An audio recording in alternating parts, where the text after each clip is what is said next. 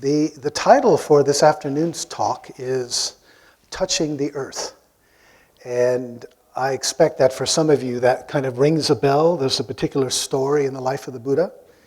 In fact, right after his Great Awakening, it's believed that he was challenged by Mara, the kind of principle of ignorance, evil. And Mara said, well, who are you to think you're enlightened? Maybe it's just your fantasy. Who authorizes or who verifies it? And in response, the Buddha, and I think we've all seen statues of this too, he touched the earth with the fingers of his right hand, and he said, "The earth is my witness." I love that, even though I don't know what it means. I mean, really, it's very suggestive. And I have a kind of fantasy what it means. Maybe it's more than a fantasy. I wonder if it's a kind of answer to this old Buddhist question.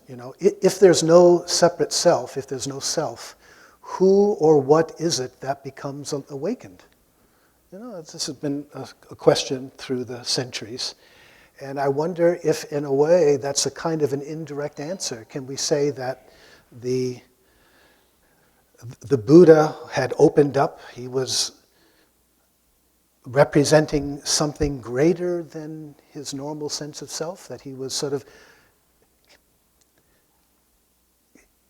Can we say that through the Buddha, the earth itself was waking up in him, as him, through him?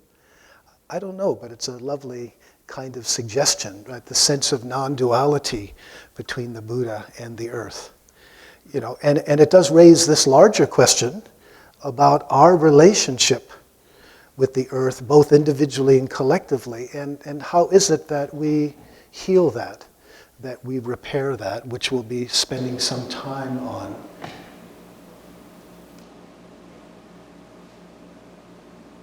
Which in its own way is very suggestive. Going back to the biography of the Buddha that we talked about briefly this morning, we sometimes overlook or take for granted that when the Buddha left on his spiritual quest, where did he go? Well, he didn't go to a Zen center in a city, did he? Or anything like, or a temple No, he went out into the natural world.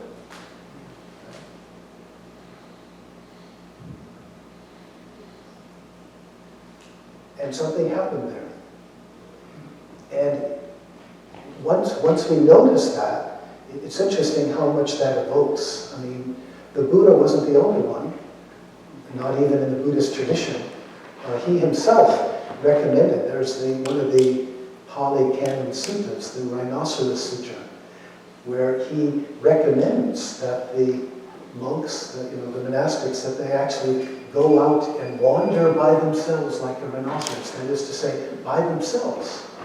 I guess rhinoceroses don't, they don't form clans or groups. They're very individual, very solitary. But so many other examples. Milarepa, for those of you in the Tibetan tradition, he's maybe the most famous example of a yogi who lived in a cave for many, many years. Supposedly his skin turned green from living on nettles. And supposedly he went all the way to Buddhahood in one lifetime, just living by himself. But again, these are the legends, but the emphasis on solitary being out in the natural world, in his case, a cave high up in the mountains, right? But not only Buddhism, right? Moses. I was fortunate to spend some time in Jerusalem some years ago, part of a research project, and talking to some Israeli archaeologists there. Basically, they don't believe Moses ever existed, but nonetheless, the story, Moses, he went off by himself, right, into the desert, and then later onto the mountaintop where God gave him the Decalogue, the Ten Commandments. What about Jesus? What did Jesus do after his baptism? John the Baptist, what did he do? He went off by himself into the desert for 40 days, 40 nights fasting. And it's pretty clear something quite transformative happened to him when he was out there.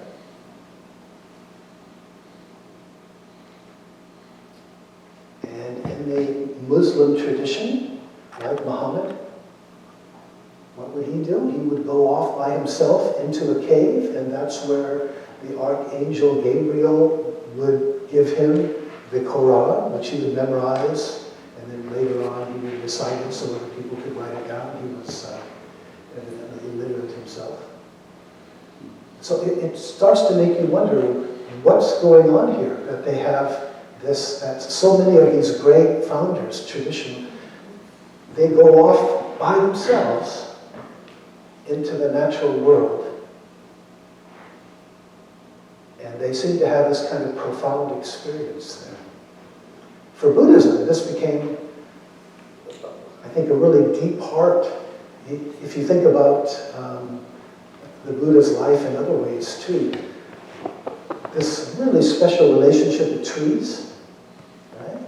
I mean, supposedly he was born outside in the Lumbini Grove when his mother went into premature labor.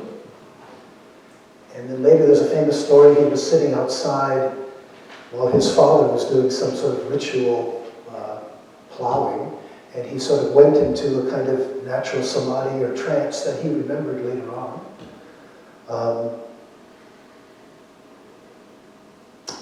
He lived out in the forest, he meditated under the Bodhi tree, we keep hearing about that. And there's so many wonderful stories connected with trees. Once in particular, there's one that really stands out for me. He had sent some monks out to meditate. Well, there's a couple different stories. Let me tell a different one now that I think about it. The monks complained that they were I am mixing up two separate stories, so let's see if I can get the right story.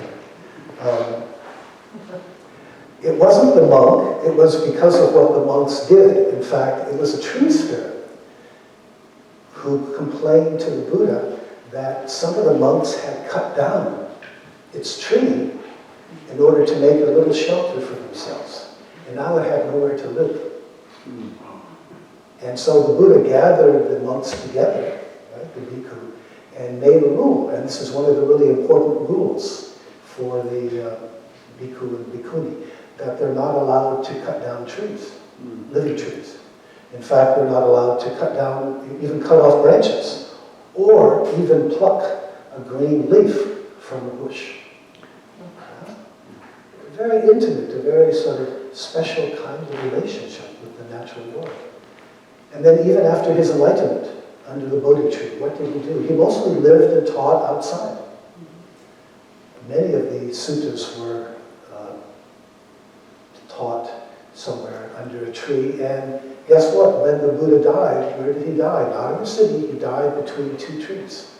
So there's this very, very special relationship with the natural world,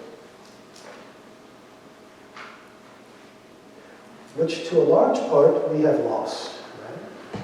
I mean, I don't know about you, but my early meditation experience in Zen, even though it started out in Hawaii, which is a pretty nice place for some,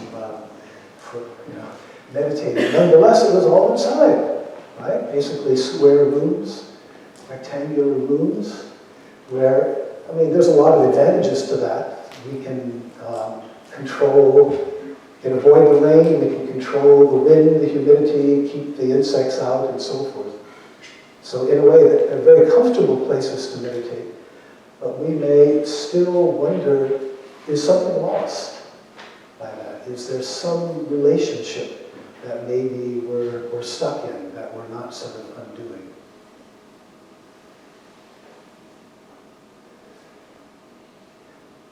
As many of you know, I'm involved with this Rocky Mountain Ecodharma Retreat Center that we have created in the mountains above Boulder. And this is something we're very aware of, and this is something we actually make a real effort to try to address. So I just wanted to mention a little bit about what kind of Ecodharma retreats that we have created out there, because we feel this is something that we really need to consider. In particular, as much as possible, and if the weather is good in the summer, it can be just about all the time. As much as possible, we are living outside. Early in the morning, we're out there meditating, and weather permitting, we're out there all the time. We're taking walks, and then we will stop on the way, we'll meditate, maybe have a little Dharma talk. People can spend their own time out there if they want. So, and at the beginning, what we encourage, it's very different from the kind of Zen practice that I started with, where, say, you're breath counting, and then we're working on the koan move, something like that. What we're encouraging is just the opposite. Not going within, but sort of opening up. And there's still this process where lots of thoughts and feelings, etc., come to mind. But as much as possible, letting them go so that we can feel this connection, with the trees, with the wildflowers of the fields, with the little river and the rocks there. That's what we do the first day or so, full day. And then the second day, it's interesting, we add to that the emphasis on gratitude practice, cultivating our sense of gratitude, which I think, frankly, is really important, and I think maybe it's something we could even add as a kind of fifth Brahma Vihara. Buddhism doesn't explicitly talk about it in the same way. The other four Brahma Viharas, what would we say? Metta, loving kindness, karuna, compassion, empathetic joy, and equanimity. But I think actually adding this practice, cultivating gratitude, can be so important. I'm always reminded of something Meister Eckhart said, that if the only prayer that you ever say is thank you, that's enough. And then Brother David Steiner-Rost made the important point. We are not grateful because we are happy. We are happy because we are grateful. Oh my goodness. So how important it is to cultivate that gratitude, and how important it is to cultivate that gratitude in the natural world to the natural world. How important that is for helping to heal the sense of separation that we feel. And it's only after we've been doing that kind of meditation and cultivating that gratitude that then we come together and we have a session where we basically share our feelings about what's happening ecologically. Our sadness, our grief, our anger, our fear, our confusion. And it's very, very powerful. For those of you who are familiar with Joanna Macy's work, this is really following on what she does. Although we're fortunate to have this natural connection, right, that can really help us. And for me personally, that is every time maybe the most powerful part of the retreat. Sharing our grief. Because so many of us have repressed it, I think.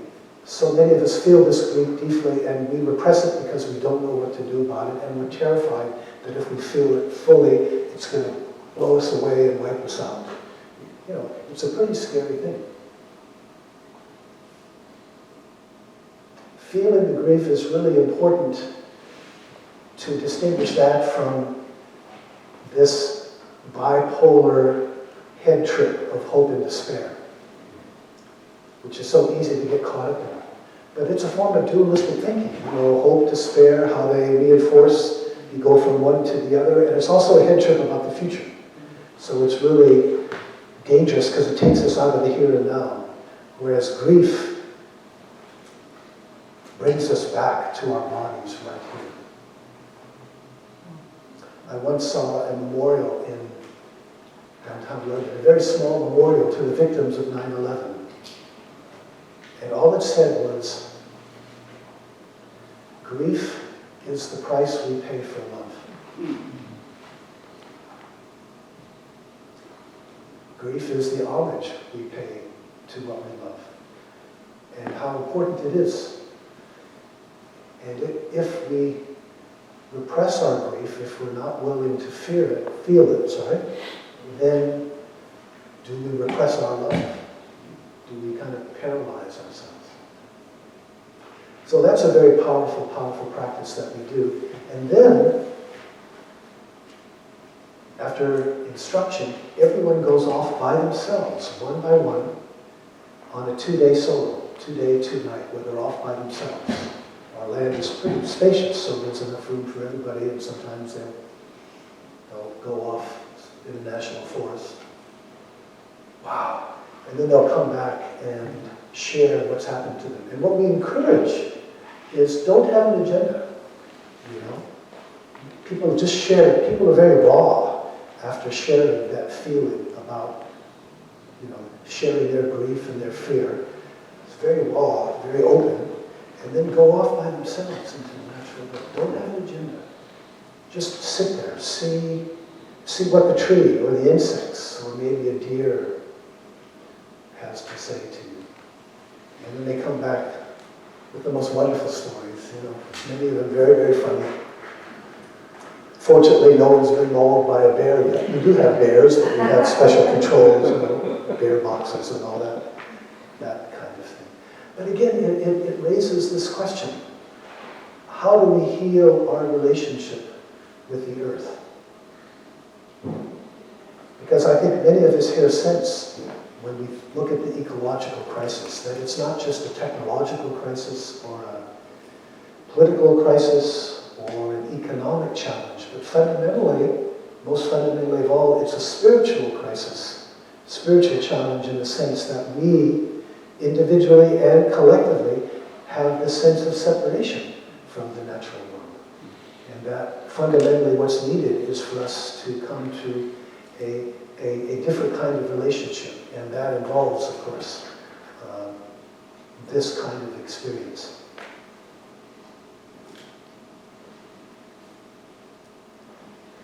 Normally, we are relating to the natural world, again, both individually and collectively, in a very utilitarian way. Whereas the natural world is really an independent community of living beings, which that community invites us into a different way of living, a different way of relating, a different way of responding.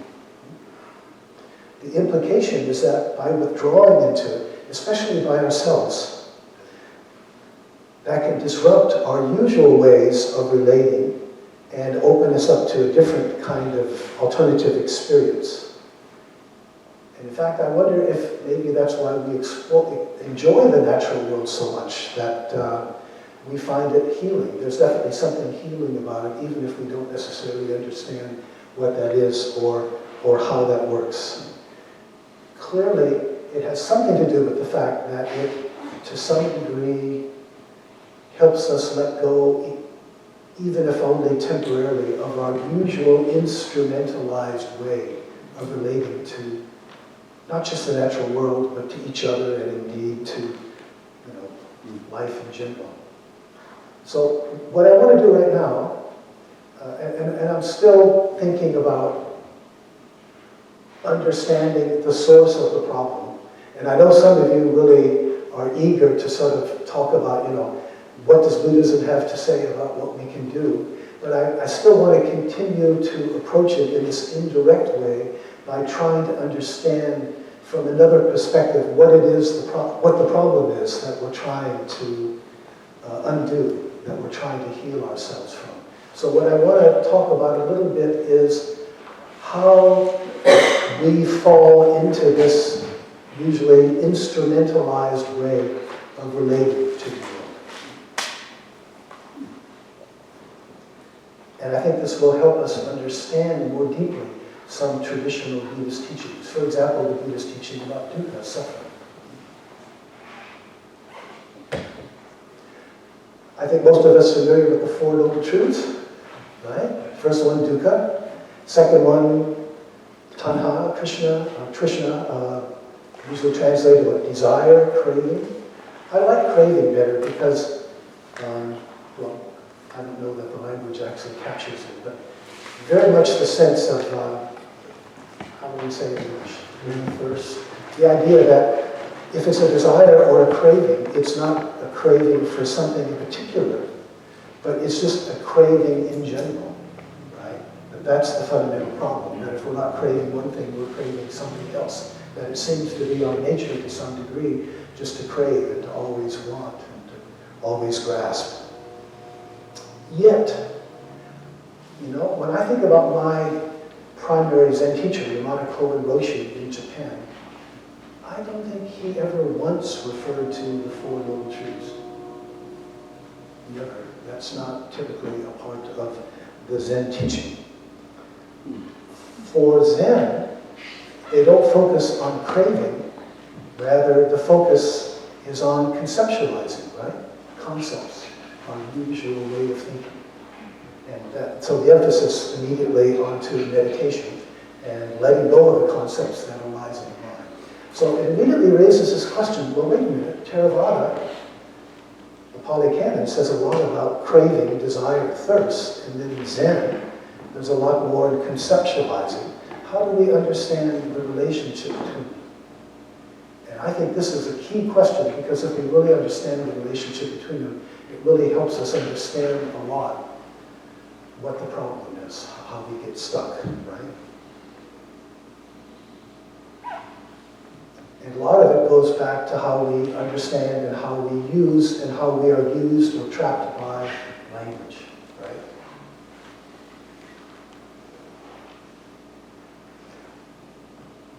The greatest philosopher in the Buddhist tradition, probably the single greatest figure after the Buddha himself, would be the Indian scholar Nagarjuna. And even if you haven't heard of Nagarjuna, you might have heard of one of the important things that he said. The limits of samsara, this world of suffering, craving, delusion, are not different from the limits of nirvana. In other words, he was very clear, let's not get into this idea that somehow this world of samsara is something that we're going to escape when we're not physically reborn, that nirvana is somewhere else. It's very clear the way he presents it, that in fact what we're talking about is two different ways of experiencing this world here and now.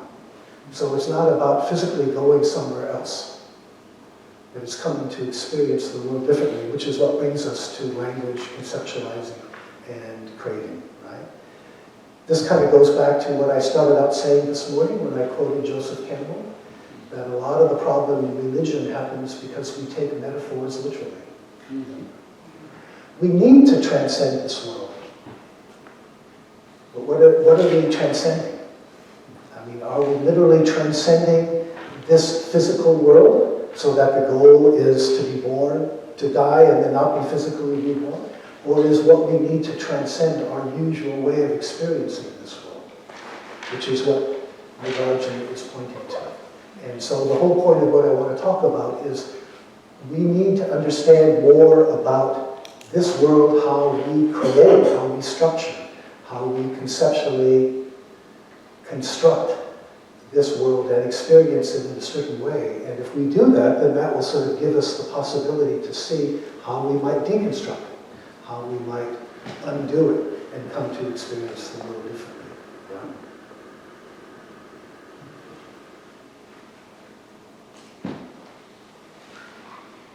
We experience the world the way we do, usually, right? The problem. We experience this world, the problem, because we grasp it. We grasp it. And it's interesting, as Yogacara Buddhism emphasizes, the act of grasping is what creates separation. It creates the duality. It creates the sense of a grasper who is separate from the grasping and that which is grasped. Separation. And how do we do that?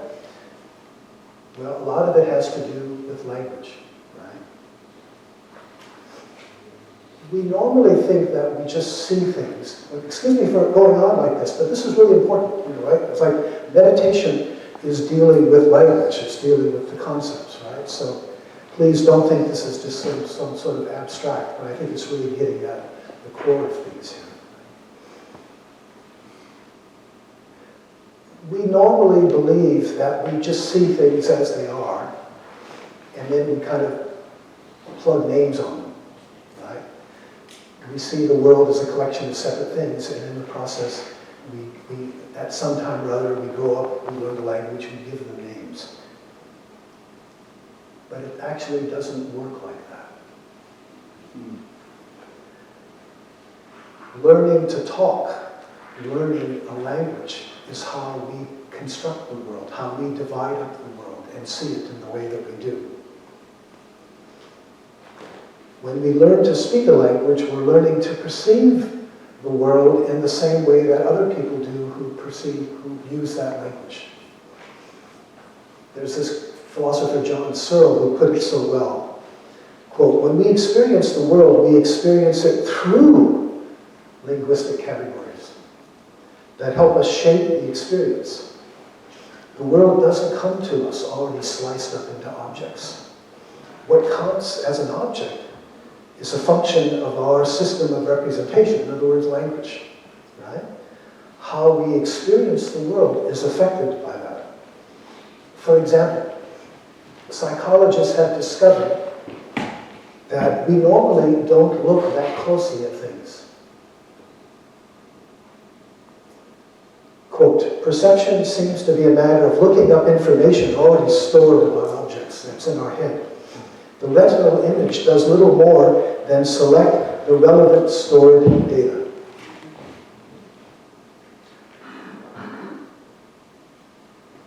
Why am I going on about this? Here's a perfect example, okay? Do we really see the cup? Or is it just enough of a perception that we know what its function is? And then we don't actually pay attention visually to the cup. We know how to use it in order to satisfy a desire. That is to say, to drink some tea, to quench my thirst. The way Buddhism emphasizes impermanence suggests that the world is like a confluence of interacting processes. But due to language, that's not how we see it. We perceive it. We see it as a collection of separate things, and not only as things, but as functions, right? So when I see this, what do I see? To see it as a cup is to know that I can use it for a certain kind of thing. Seeing it as a cup. There's a function. That's something to put liquid in for me to drink, or for anyone to drink in order to quench our thirst. Right? And then do you also see the connection with desire, with craving?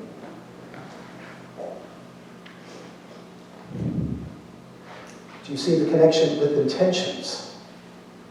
That we see the world divided up into a collection of things. They're not just things, they're functions that we can use. How do we use them? We use them in order to satisfy particular desires. And on the one hand, of course, this is really important, it's necessary. We can understand how this would have evolved psychologically, as the human race evolved. It's important to be able to do that. But here's the point. In the process of doing that, are we also overlooking something really important about the world here and now? Are we missing something?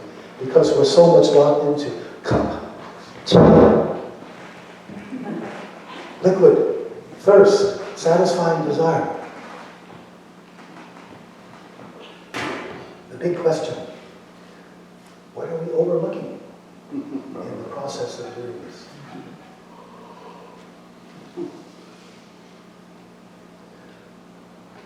So anyway, just to sum up briefly, we're talking about three things. Language, which not only divides up the world, but it sees the world as a collection of functions that can be used to satisfy desires. That's the world we have learned to live in. Growing up, learning language, learning how to use language, be comfortable with language, we have learned to perceive the world in that way. And one of the very important things that we label that is part of this world, guess what? It's me. It's each of us. We're not exactly like a cup, but in a way we identify ourselves in the same way, right? You could say subjectivity, the sense of the self inside, is one of the first things to be objectified, right? There's not only cup, music stand, piece of paper, paperclip, David Loy. It's just one more, and we learn to think of ourselves as simply one more being in the world. We learn to use words like I, me, mine, and so forth. That we're one more object in the world, an object that is born at a certain time, transforms, and dies away at a certain time. The point I'm trying to get at here is a very important part of the subjectivity, a very important part of this whole process is the coming to define myself. It's like, what creates the sense of an inside? Why do I feel separate? Because I am the one who's using all of these things, you see? It's like we define ourselves in a way as someone who is separate from the world, but the world is out there for us to use. Who is using it? Well, I am. So we're creating this sense of duality. This is what I'm trying to get at, this sense of separation. Others might try to use us as means to their ends and so forth, but fundamentally we are ends to ourselves, right? We are the ones who learn to play this game, learn how to use language, learn how to see things as functions to satisfy our desires. What I'm trying to point to here is fundamentally how the sense of separation, how the sense of dualism arises and is sustained by the way that we're constantly playing this game all the time, right? To say it again, what I said at the beginning, the act of grasping creates the sense of an I, the grasper, who is doing the grasping. And the irony, of course, is when we meditate, when we try to look for that grasping, we can't find it. There's, what is there? There's a bunch of functions. There's lots of grasping at the T, identifying with certain words and so forth. But apart from all of those grasping processes, there is no person, no separate self-existing self that's actually doing all of these things,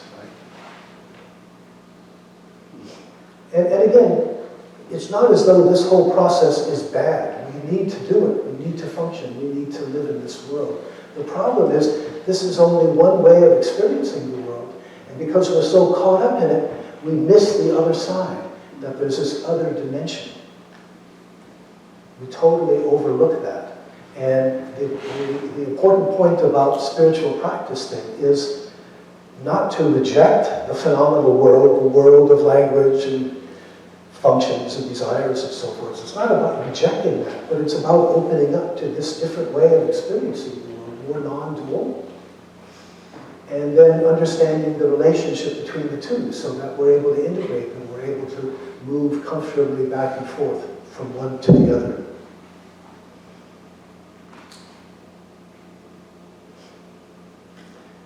When we experience life only, as we often do, right? When we're experiencing life only as this constant succession of intentions and desires and functions, keeps us grasping the world as this collection of utensils. What am I doing wrong here? Does it help if I stand up straight? Is the wireless microphone under the podium? I'm sorry? The wireless microphone under the podium?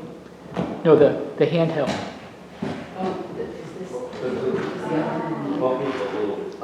It's in my pocket. Aha! No, the other one, the handheld. Did you want me to use the other mic? No. I think it's okay. I just want to make sure it's off. Okay, thank you. It's off. Okay, got it. All right. Well, let's see. I'll try to be more. You're bumping it. I think it's bumping into the podium. All right, good. Let's try that.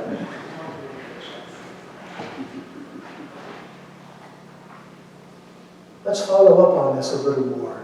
I'm wondering, are people familiar with William Blake, the poet? The Marriage of Heaven and Hell? Yeah. Remember what he says there? If the doors of perception were cleansed, everything would appear to man as it is, infinite. For man has closed himself up till he sees all things through narrow chinks of his cavern. This is what he's pointing at. Clinging to concepts, functions, cravings, it's how we close ourselves up. And letting go is how we open up the doors of perception, how they are cleansed. He also refers to this in a different way, in a different poem. Again, William Blake. To see the world in a grain of sand, and a heaven in a wild flower.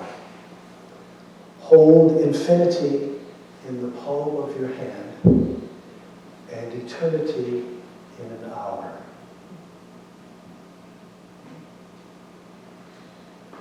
I like the way that he refers to eternity in an hour. Because again, what I've just said has really important implications for the way that we understand and the way that we experience time, right? You can relate very easily everything I've been trying to say this afternoon with all of these lack projects that we were talking about in the morning, right? Because lack projects take for granted this kind of relationship, that we use things in order to get what we think we need from it, in order to fill up this bottomless pit at the core of our being, right? Again, when we're perceiving the world in terms of a collection of utensils that we use to satisfy desires, we're also instrumentalizing the present, again, into a means to achieve something in the future. It's always this future-oriented sort of thing.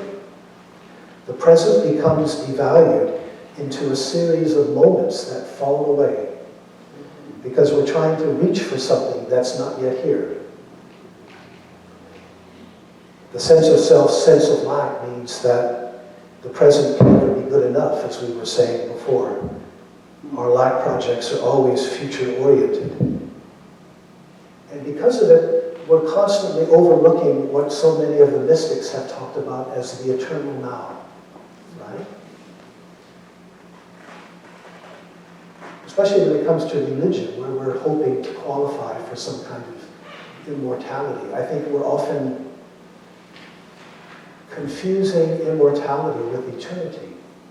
In fact, they mean something. Right? Immortality means you can't die, right? Not mortal. Whereas eternity, if you look up the dictionary definition, which I did, it says eternity, something that is eternal, has no beginning or end. Without end or beginning. So, whereas we so often experience time as this kind of infinite line, and then the present is this sort of dividing line, this very thin dividing line that moves from the past to the future. The idea of the eternal now, or the eternal present, is in fact something that doesn't pass away, it doesn't come and it doesn't go. Such a present doesn't fall away because it lacks nothing. To illustrate this, just think about this metaphor for a moment, or this analogy. Suppose you're on a desert island, you're stranded on a little desert island. Let's make it somewhere nice in the tropics. And you've got a couple of coconut trees, so you've got a little bit to eat there, whatever. And so you're there at this island, and then there's a current. There's a pretty strong current going by. Now, the metaphor here is that the sense of self is like that island, and the current is the sense of time flowing, right? But supposing you're able to make yourself a little raft, and hopefully a good enough raft, and you're able to sort of launch off into the current. and you're floating at the same speed as the current, right? So what happens to the current? If the current is time, how are you experiencing time? In other words, if you become one with time, and we don't think of time as something outside ourselves, if we become time, then would the experience be of something like an eternal present or an eternal now? In that the content of the now might transform, but there's a sense of that which does not change, right? Buddhism emphasizes impermanence. Everything is changing. What's the one thing that doesn't change? It's always now. And yet we tend to lose that because we're preoccupied with using the now in order to get something out of it. You know, we instrumentalize time, therefore we objectify time. It becomes something external to us that we are trapped within.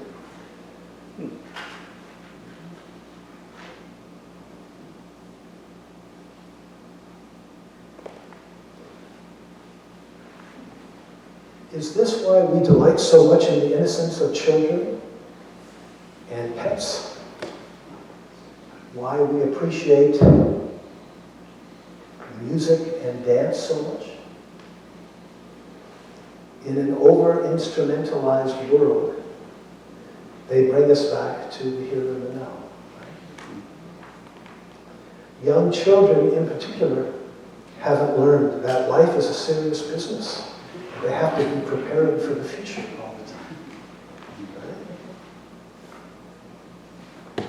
I wonder if Jesus was alluding to this when he said, "Truly I tell you." Maybe I keep my hand up. Okay? Yeah. Maybe Jesus, when he said, "Unless you become like a little child, you shall not enter into the kingdom of heaven."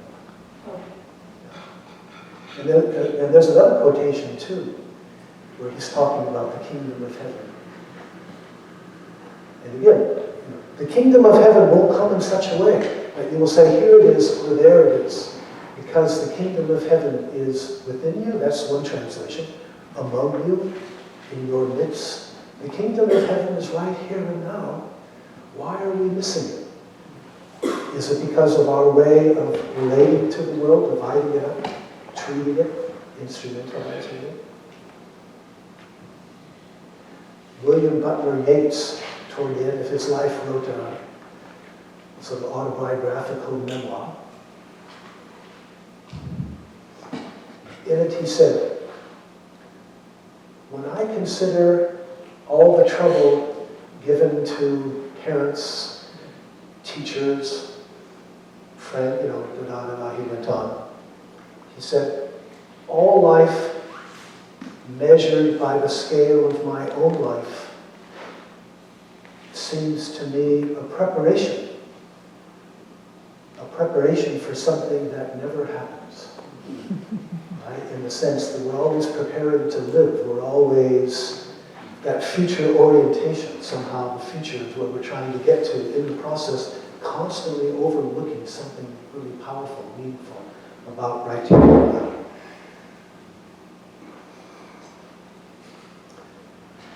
Because meaning for us today has become a function of words, we usually miss the meaning of everything else.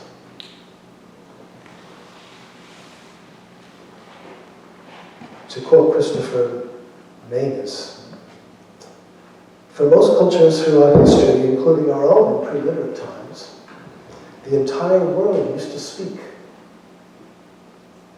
Anthropologists call this animism the most pervasive worldview in human history.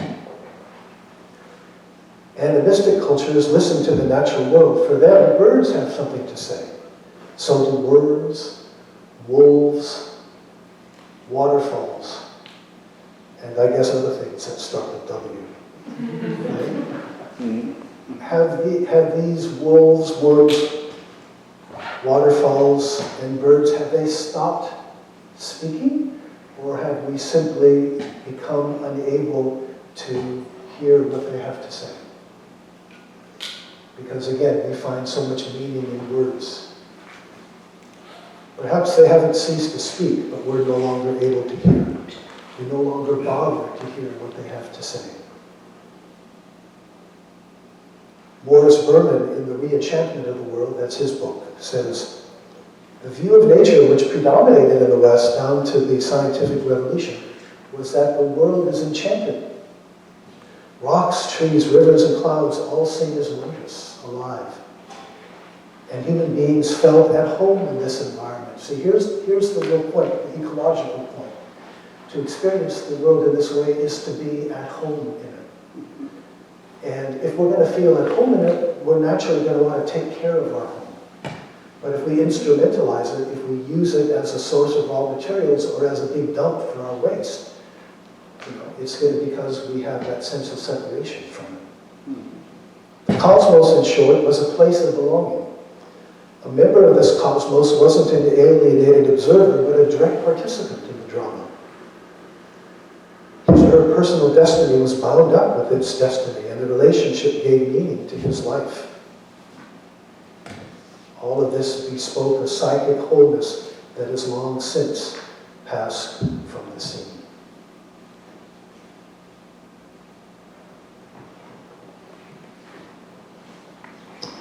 Got to look at it for a moment.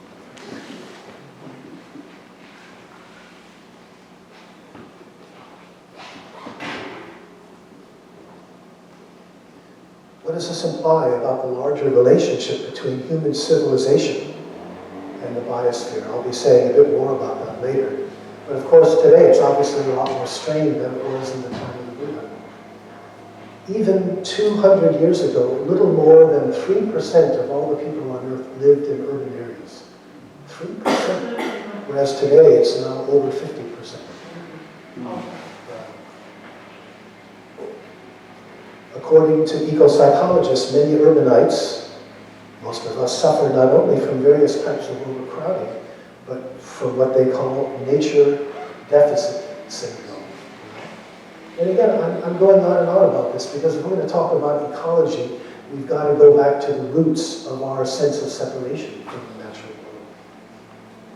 In cities, especially urban areas, everything we relate to is utensil, right? Including most people, whom we learn to see in terms of their functions, the shop clerk, the restaurant waiter, the bus driver, and so forth. They're utensils too that we use, right? We live among machines and things produced by machines. Whereas in a forest, we go out in the forest, we're embedded in a world, an ecosystem where all the things we encounter in a way that are alive. They're not means to our ends. That's the most important thing. And they can give us an alternative way of experiencing. In other words, urban areas are constructed so that almost everything and everyone is a means for obtaining or doing something, going somewhere, obtaining something, etc. Surrounded by so many people busy doing the same thing, it's difficult to see through this. It's difficult to let go of it and not do it. This way of relating to the world and realizing that there's another way to perceive it.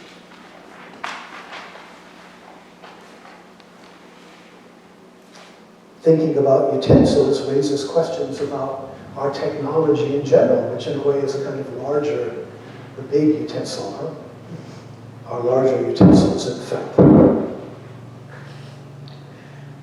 Technologies extend our ability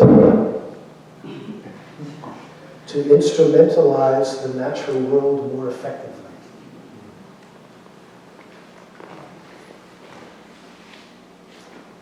One philosopher, Michael Zimmerman, said, quote, "The same dualism that reduces things to objects for consciousness is at work in the humanism that reduces nature to raw material for humankind." Larger version of the same thing.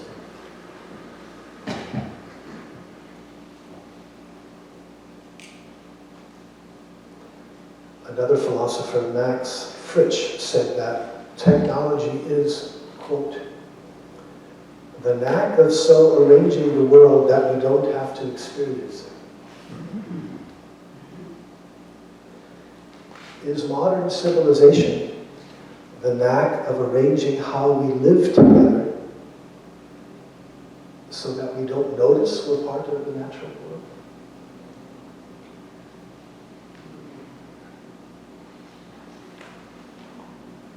Can you see what I'm pointing at here? How important it is, and I'm not saying we necessarily have to spend a lot of time out in the natural world, although obviously that can help a lot. But the Buddhist path is not about transcending the world in the sense of another reality. It's about coming to experience the world in a different way. And that means, and the reason meditation is so important is that when we're meditating, we're letting go of our concepts, we're letting go of the conceptualizing. And along with that, letting go of this way of always dividing up the world into a collection of separate utensils, objects there ready at hand for us to use in order to satisfy our desires. Necessary in order to function, yeah. You know, we all had to do that in order to have a nice lunch, obviously. But at the same time, there's this other, completely other way of experiencing the world. As long as we're experiencing the world in this linguistically constructed, there's a sense of duality, there's the sense of separation. And we'll be saying more about this, but the sense of separation being at the core of the ecological problem, that we feel that we're separate from the natural world. And that therefore the natural world has no meaning in and of itself, it's just there for us to utilize, to satisfy whatever desires we want to.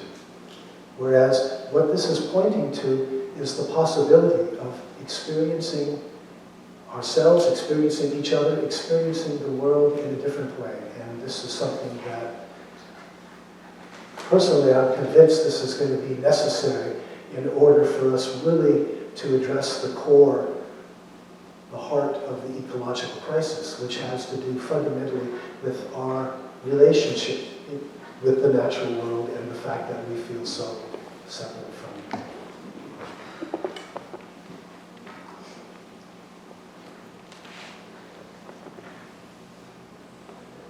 One could say more, but maybe I'll leave it at that for the moment. Does that make sense? Does that work? Again, it may seem like it's pretty far from, offering solutions to the ecological crisis, but we're trying to get at the core. Where does this come from a Buddhist perspective? What does Buddhism have to offer in terms of our understanding about our relationship with the natural world, and where we've gone wrong, and how we've gone wrong, and how we might be able to undo that.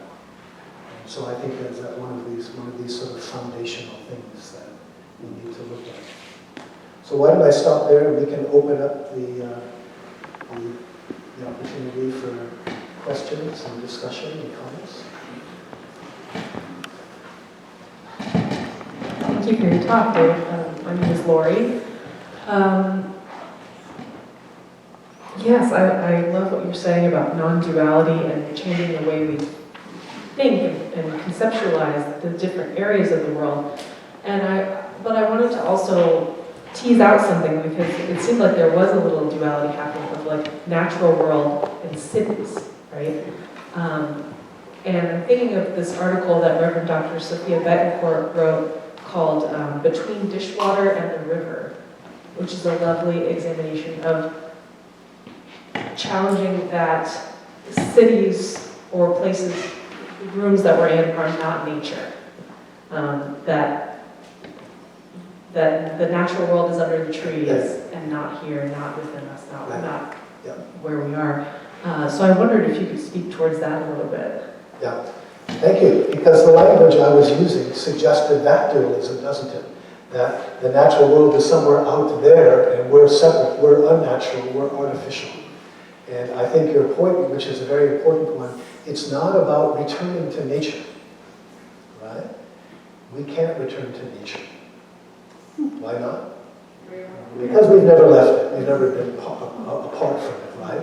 But nonetheless, this particular aspect of nature has got itself in somewhat of a twist. One of the really interesting implications is that the ecological problem is not a human problem, insofar as we are part and our species is a manifestation of the earth. The ecological crisis is created by the earth itself, and our civilization is not separate from it. And so I guess I'm just agreeing with what you said, that, and if you think about it, the parallel is very interesting too, because in Buddhism we have all this emphasis. The idea in Buddhism isn't to get rid of the self. There never has been a self, right? So what there is the delusion of a separate self, and what's important is to see through that delusion. And I think this parallel is really important, that in fact the idea isn't return to nature, is not to return to nature, but realize the sense in which we've never been separate from it. And if anyone doubts that, I invite you to stop breathing for 4 minutes, or stop drinking water for a week, something along that line. That's really important to realize. Nothing to gain. So typically in Buddhism, it's about letting go of an illusion, of a delusion about the way things are. Thank you. If I could add a question that has arisen. So I hear you saying, as do others, that we never left nature, that we are nature. It's like we've never lost a self. So I'm wondering what your thoughts are in human history, because there was a time when humans didn't perceive themselves as separate, and consciousness evolved, and kind of what was driving behind that. It may be some place that you'll go later, but I wonder about that an awful lot, like some point of origin. Not that there is one point, but just what your thoughts are around that. Yeah, and you'll get a lot of them a bit later on. Yeah. So if I could just hold off on that for the time. Okay, I'm happy to wait, Dave. Future oriented, I don't know. But no, what you're saying is really, really important, and I think there's important things to say. I'll try to say a bit more about that later. Okay, oh good. I will wait. There's so many dimensions to this, and so this was not so much historical today. It was more, sort of, and then I'll try to say a bit more about the history. No, thank you for asking that question. Where did, if we're not really separate from nature, where did the idea, the sense that we are, and the way that we treat nature in a dualistic way, how did that develop? And I think it's quite fascinating. Yeah. And I'll hold off for a time. All right, other questions? Okay.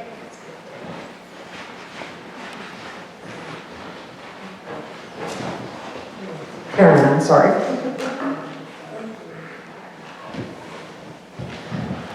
So I'm curious as to what you think the impact of some of the newer technologies has in this situation. For example, now we can put on glasses and we have a whole different reality that has nothing to do with what might be in front of us. And we also have artificial intelligence that can create things that never existed. To me, it seems like this might put an additional level. If there's one level of separation between ourselves and our perception of nature, would this be yet another level making us even more separate? And what do you think of that?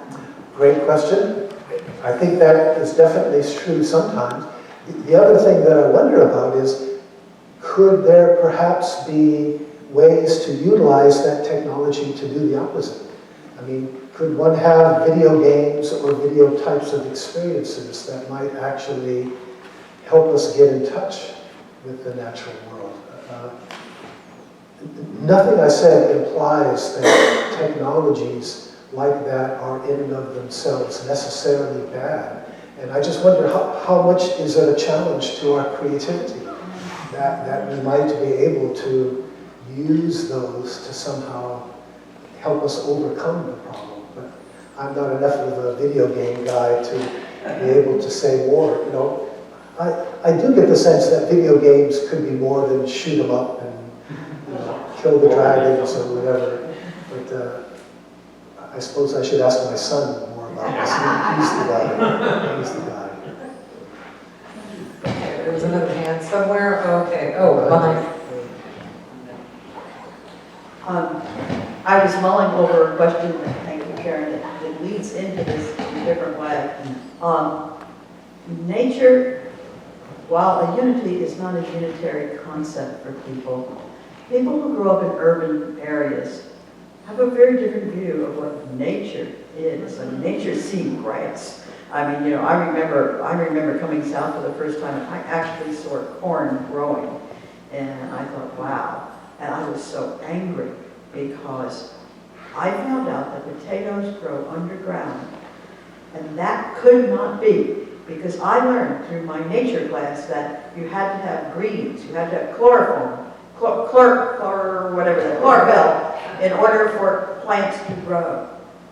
And how different that perception is from someone's view of nature out in the rural area, for example, agricultural area.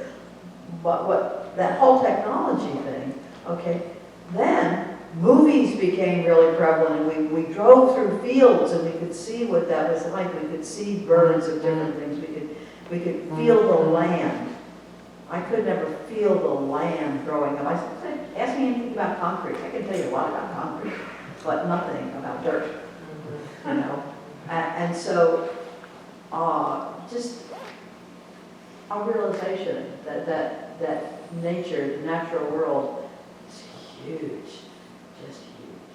And while it's all a part of us, it touches very different parts depending on what our culture is, where we're from, etc. I grew up as a Navy brat, and both coasts, you know, Navy bases, and I didn't really have any sense of the natural world until I ended up in Hawaii. That's a long story. And somehow being in Hawaii as kind of a hippie, and that just transformed my life. But of course, Hawaii is not a very difficult place to get a sense of that, right? It worked very well. You reminded me of a story, I don't know if it's apocryphal, about some guy in Chicago who went up to a teacher. He was furious because he had heard the teacher say that milk comes from cows. And, you know, it's like, everyone knows you get milk in a supermarket. It's like, what's going on here? What are you teaching my son? That kind of thing. Thank you. Let's see, let's go here. Do we have any online questions for after we hear from Eric back here? Not yet. Okay, yeah. In the interest of time, I'm asking these kinds of things. Please keep, please keep track of Do it. this question, and then there was one other hand, and I think we'll have to call it there. I appreciate your willingness to really engage us in our language functions as we explore this, both the Dharma side as well as the ecological side, as we start to unpack so much. I feel like so much of the stuckness around these subjects is because of the language and the languaging of it. And I want to offer just as an example, has anyone seen the movie Arrival? Oh, yeah. There's an example of what happens when the language you use is different, and how it completely transformed in the story, it completely transformed us as humans into something where time is no longer linear. Our languaging is. And when we learn to speak in this other language, that was no longer true for us. And I appreciate how you're inviting us to look at this framing of what words are we using and what constructs are those as we try to explore how did we get here, and hopefully maybe what can we do to move ahead. Thank you. It's you know, I don't know if I stressed it enough, but the idea of these religious founders going off into the natural world by themselves, solo. So they're not, you know, they're not with buddies that they can talk to. The language doesn't work. You know, if you can have a relationship with trees and such, but it ain't going to be through English. And so that just kind of becomes irrelevant, and that circumstance helps them let go of that to open up to a different way of finding meaning in that tree or whatever. Thank you. Thank you. And our last question for now. There's a hand somewhere up here, and I couldn't tell who that was. Okay, here we are. I think this is just brief. You use the word ecology a lot, and I certainly was introduced to that at a young age, but I don't hear it very much. And it's a very different perspective than the environment. The environment is very much like that external thing. Exactly. Yeah. And but ecology implies a system and a relationship of parts. And I kind of feel like we've lost the view of that, but I wondered if you could talk about that. Thank you. I think that's exactly right.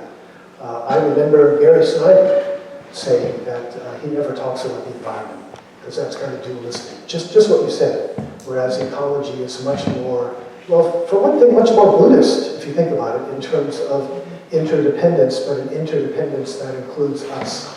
It's not as though it's something outside ourselves, and I think that's absolutely essential. The other thing I want to say, when I give talks about climate change or the climate crisis, I always start by saying that I don't talk about the climate crisis. Because that is just a small part, admittedly urgent, but it's only one manifestation of a much larger ecological crisis that includes so many other things, including loss of biodiversity, so many types of toxic pollution in the air, in the earth, in the water, in our bodies, and so forth. And it's absolutely essential that, although we really do have to focus on, carbon emissions and what they're doing, nonetheless, we cannot think. And I think many people do think this way, that if we can just reduce carbon emissions or find a way to take them out of the atmosphere, then we can go on indefinitely with the kind of civilization we have. Yeah. And the basic point is here, no way, that's just one symptom of the fundamental dysfunction, this fundamental delusion of separation, which I think Buddhism is especially well situated to help us look at and try to address. Well, thank you, David. We'll hear from David again this evening, I believe at 7 o'clock. Is that right? Check our schedules here. I think that's what it says. Yes, at 7 o'clock, we meet with David here again in this place, and online participants come back online then. And let's just say thank you to our teacher. Thank you.